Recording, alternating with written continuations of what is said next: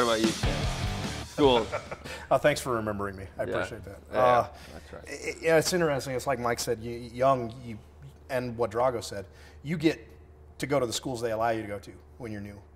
And I was in a platoon with a bunch of new guys, and so everybody needed quals because nobody had any. So we got to go to a bunch, and I always wanted to be a point man. That was my dream job. And hey, guess what, new guy? No. Yeah. So I got to be I was a 60 gunner. Yeah, so I got to be a communicator, and I did that for a platoon, and that sucked because it's a lot of weight, and you never really get to use it other than to talk to people. You said 60 guns, like I'm burning through that ammo. So then my second platoon, I was like, well, I'll be a 60 gunner because I get to carry the same amount of weight, but I get to dump it every time we get in a firefight. Way better deal. So I did that, but I got the. I like carrying the 60, man. I did 3 on the East Coast, almost 6 years, and I got comms and radio and dive soup and some of the basic stuff, and I always wanted the air stuff, and I couldn't get it, and I wanted sniper school, and I couldn't get it. You're too new, nope. You're too new, nope.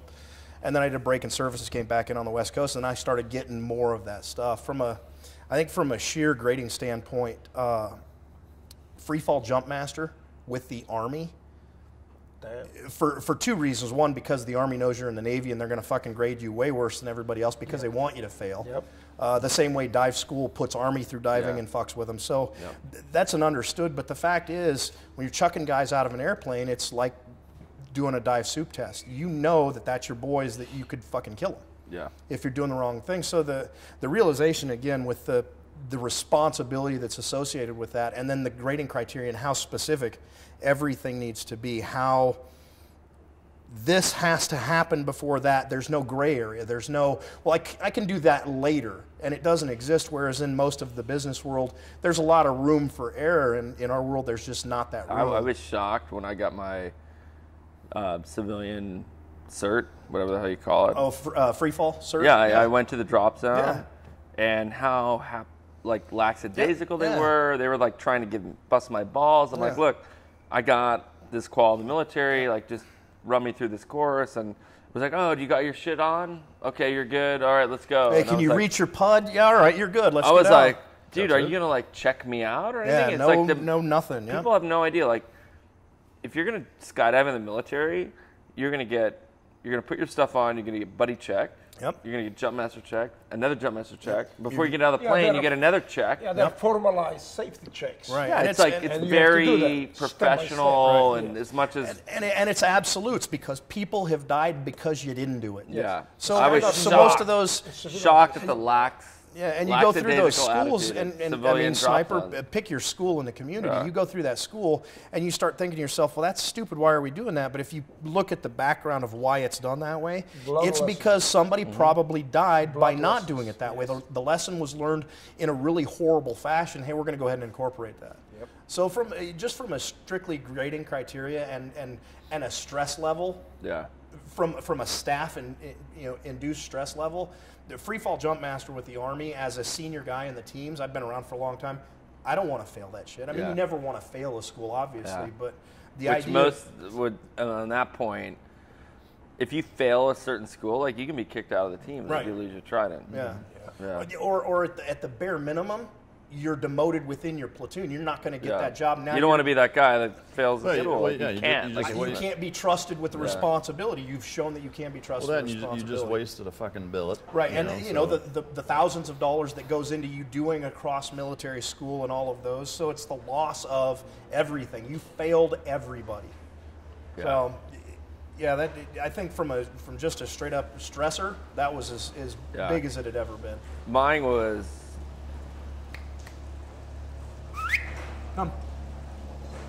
I remember the day that our leadership pulled Glenn and I into the office and offered us up the sniper billet. As a couple of relatively new guys. Totally new, and I knew that being a sniper, like going to that school was a privilege. Like new guys didn't get offered that. It was like this incredible... Good deal, but at the same time, like a very terrifying concept, like because we knew that we had to go to the school. Probably one of the few schools that I can think of that in the teams where if you don't make it, you can come back and nobody's really going to give you any shit about it because they're like, oh, well, it's so tough. Yeah, it happens. Well, it happened a lot. It happened a lot, and but Glenn and I got called on the mat, and we're like, we rogered up for it. And one of the most stressful things I've ever done in my life was go to sniper school, and just like every day thinking that we're going to be cut. What's going to get me kicked out today? Yeah, what's going to get me kicked out today? And I remember Glenn, Glenn was such a perfectionist. When we got to past the shooting phase and got to the stalking phase, Glenn he'd come up to me and he's like, I need help. Like my stalking score is low. Like you need to coach me, because I just had the stalking thing came natural. Oh yeah, to me. you had a knack for being sneaky. Imagine that. Weird. Yeah, exactly. I think it was because my time stalking fish in the kelp forest. No, that's probably a great. Yeah, I'm sure that's but what it Glenn was. is like telling me, he's like, I'm on the cusp of being failing, and like I need to do this and that, and The boy never failed anything in his life. No, I know he's a perfectionist. And I look at the score sheet. I was like, "What do you mean, dude? We're like neck and neck for number one. Like you're coming to me for advice." And I remember one stock we did. I was like, "Right, Glenn. Here's the deal. We have a shorter stock. This is our plan. We're gonna find out where they are." And I remember this is like happening live. I was like, "Right, I know where they're at. And this is our plan. We're gonna move up to these trees. We're gonna go so fast and be so concealed that we're gonna get there before they even know it." He's like, "That doesn't sound good, man." He's like, "That's crazy." He's like, "That's a bad idea." And I was like, "Really? Like you're asking for my help?" Like I'm like, "Tell you, this is the plan. Like it's gonna work out." He's like, "It's not good. It's not good. I gotta do this. I gotta do this my own way." So I'm like, "All right, man." I kissed him off, and I went and executed that plan, and I set like a record at sniper school. I took the shot. They thought someone AD'd because it was so early on. They're like, "Who AD'd?" They're like yelling this.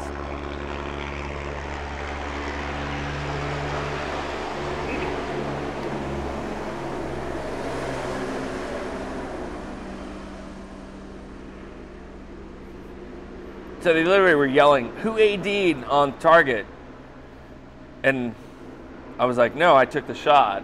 Because we fired blanks and we fired live round, and I packed my stuff.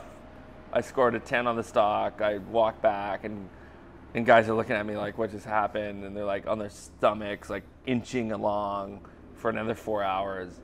And I went back and like made a bed and took a nap for 4 hours. And Glenn was like, "You son of a bitch." He's like, "I can't believe I didn't listen to you." Can't believe that worked. Yeah, I was like, "I told you, bro. Like that was the plan. Like that was it.